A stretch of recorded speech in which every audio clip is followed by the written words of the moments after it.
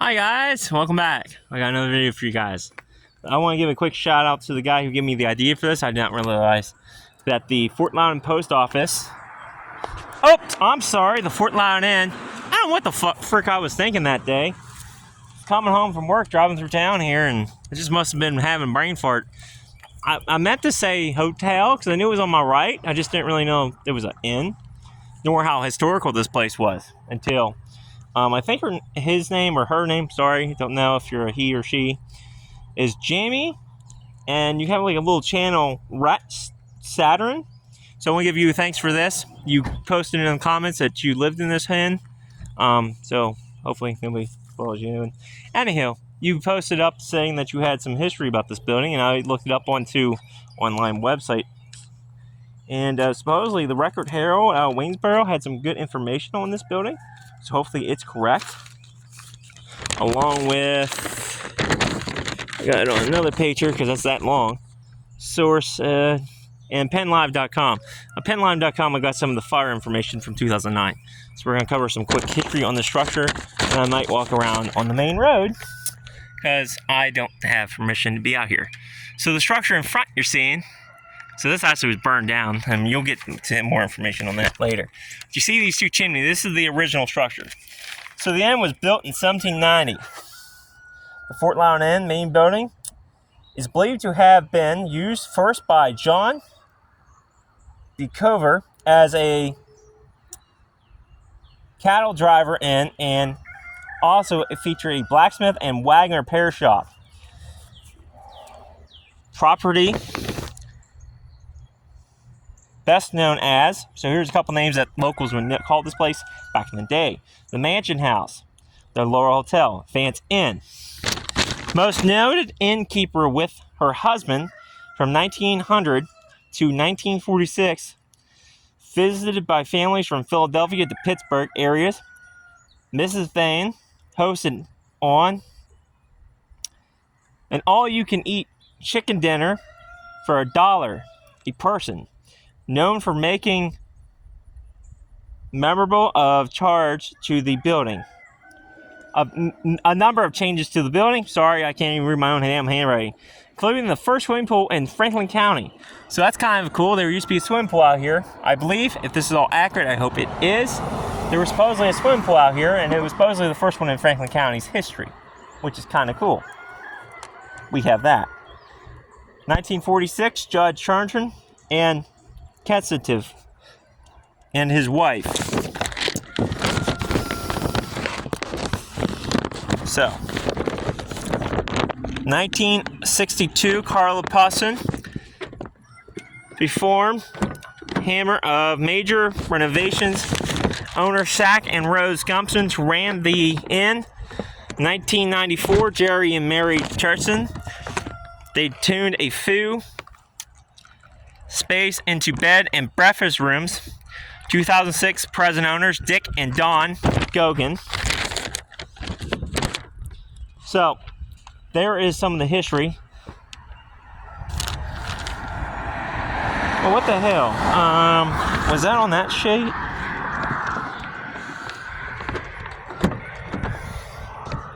I know it's on here somewhere.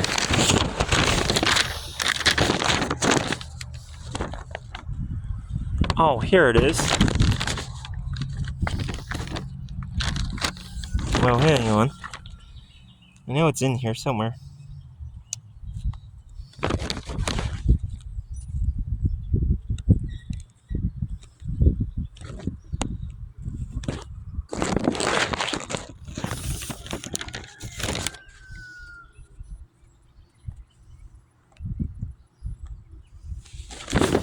So James Buchanan also stayed here. Oh, there it is. James Buchanan stayed here in 1840. So, in 1840, he stayed here. And this building was actually part of the Underground Railroad. So, apparently, 3 bounty hunters were killed here, and their bodies were never found, assumingly, by escaped slaves. So, they must have been caught and were like, I ain't going back to my master, because back then, I think this was early on in the slave trade, if I'm correct. I might be wrong. But I believe early on, for the Underground Railroad, you came up north here, past the Mason-Dixon line, you still weren't free. You had to go all the way up to Canada. But I think later on, they changed that law, so once you made it past Mason-Dixon, you're free. I'm pretty sure I'm partially correct about that. So yeah, we had a little rough start on that one. So yeah, James Buchanan stayed here. We'll probably do a video on him sometime, because his birthplace is just over in Mercersburg there. And he's the figure that keeps popping up, so I'm going to do a quick video on him. Alright, so now we're going to get into some recent history. So recently, the inn on January 28, 2009 at 7 a.m., a fire broke out. So 4 others were injured in the fire. 1-year-old girl died. Kelly Jo Myers of Greencastle, PA. She was found on the 2nd floor unit where the 7 a.m. blaze began. Women and children were taken to Chambersburg Hospital with minor injuries. 2 firefighters were hit by falling debris, were later released. And the girl was actually 1 year old, I've seen some sources saying. So, let's see, I know it's on here somewhere. I'm sorry, my notes must not be that good. At least hopefully the information is accurate.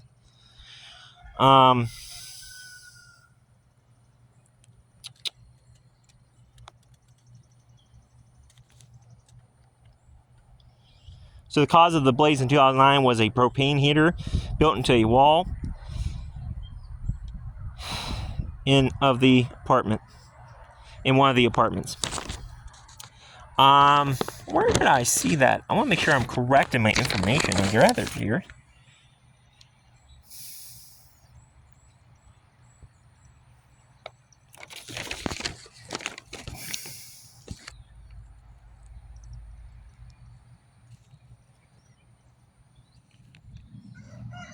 I believe 18 units responded to this fire. Some as far away as Waynesboro and Greencastle. I don't see it on my list though. But I believe 18 units were responded to this 2009 fire. Another interesting fact, this is not the first time this fire has happened here. And there's possible chances even earlier fires. But I'm not saying that now. I'm just saying it's a chance. But I did see on the website that I got this information off of. Again, I'm saying I'm hoping this is all right. In December of 1999, someone set 2 separate fires that caused minimal damage to the building. So yeah, there it is. 18 companies responded to the blaze. Units came as far away as Waynesboro and Malto. I even seen some from Greencastle. So yes, that is an actual affirmation. We're gonna watch around the front here. Let me throw my notes away in the truck so they don't litter. I mean, that's what I'm working with. My chicken scratch ain't great. If it was, I'd be in an office. So we'll walk around the post office here in Fort Loudon. Oops, I'm sorry, at the end. I'm joking on myself. I still can't believe I said that. Believe what happens when you're half asleep. So this is the old 1790s section. Again, this is I believe it's an active hotel. As you can see, this used to be all white in that one post I sent you. So this is all from the fire damage. I mean, the whole roof was gutted. I don't know if I'm allowed into the structure, but we'll at least walk in the front. And I'm hoping my truck don't get towed. But yes, this is the Fort Loudon Inn, built in 1790. Some parts are probably from the 1900s. Maybe that part, and then this piece here might be a little bit more modern. Now this is an active inn, and I believe this is also an apartment. So, here it is. Hard to believe that whole center section was gone. I think down there somewhere was a pool. Couldn't even be where all them brushes are. Hell, there could be a swimming pool still there and no one knows about it. It could just be filled in. We'll walk back down towards the other driveway here. But this is lovely Fort Loudon, so you go down Original 30 here, you'll hit Chambersburg. You're staring up that way, you'll hit Modern 30, take you up over the mountain to McConnellsburg. So this is Main Street, Fort Loudon, Pennsylvania. Again, I thank you, Jamie, for pointing this local history out.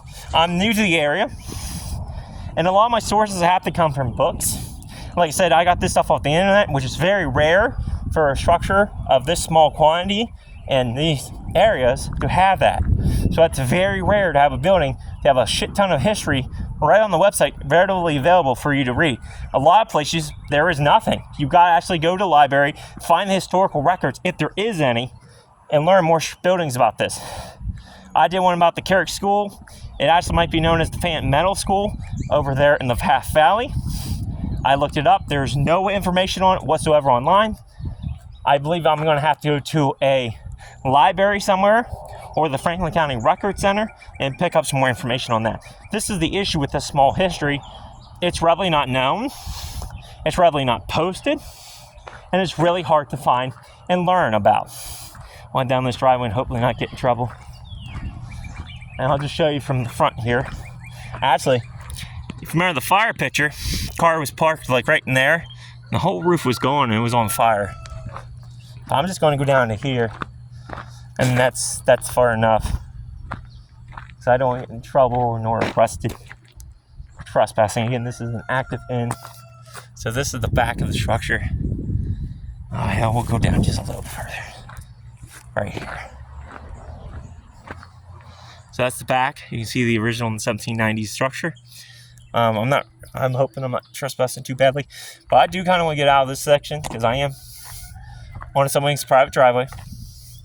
I know this might be considered the end, so they might not mind too bad. Actually, what the hell, they might not mind. Me hiking back here. Shouldn't. This should be the end's property. Should be. So we're entering the back of the structure. So back here somewhere used to be a swimming pool. See that sign says no trespassing? I don't want to get arrested. Here's the original 1790 structure. You can really tell back down here the structure's old. Look at the foundation. James Buchanan stayed here. It's pretty damn cool. 15th President of the United States, I believe. And this here might be the 1900 section. That might be the more modern section they built. Yeah, I think it actually was. I could be wrong, Jamie. I think the pool was just right about here. But hell, it could have been anywhere in this yard. It's flat enough. This could have all been part of the inn at one point. They sold that section off to private owners who built houses and stuff on it. And now all that's private property. Hell, for all I know, I'm standing possibly on the edge of the swimming pool.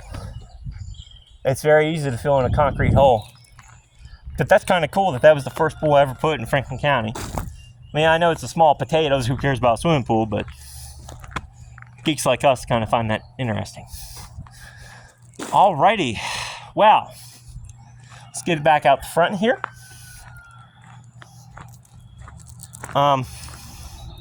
Maybe we'll just hang out right back here. Alrighty, guys, till next time, stay curious, stay adventurous.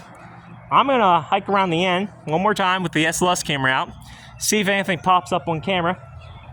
I highly doubt the 1-year-old victim, which is very, very sad that somebody that young died in the fire.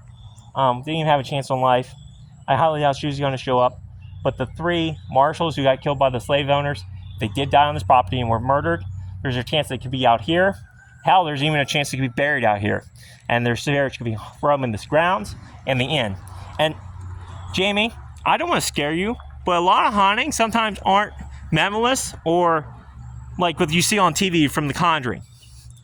Now, I know this is a History Channel video and this is a history video, but I'm just going to explain this to Jamie quick.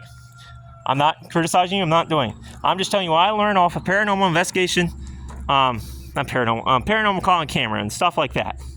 A lot of hauntings, sometimes it can be a quiet haunting where you're so busy with your life, you ain't going to notice it. So if you do want to see about getting any proof of hauntings in your house, if it is in the old 1790 section, I would suggest getting cameras if they don't cost too much for you. You might catch something like something moving small on your counter and you just didn't notice it. That type of haunting does happen. It's not like, oh, I'm going to throw this stuff halfway across, mess your stuff up, move it. Sometimes it's actually a quiet moving haunting. Like stuff just moves randomly once in a while. It don't happen all the time. There are cases of this. And people don't even notice it. They live with ghosts for years. And recently, I think I heard a story where a guy was off work for COVID, had got cameras and stuff, and noticed stuff happening in his apartment. He never noticed it before, and he lived there like 20-something years or something like that.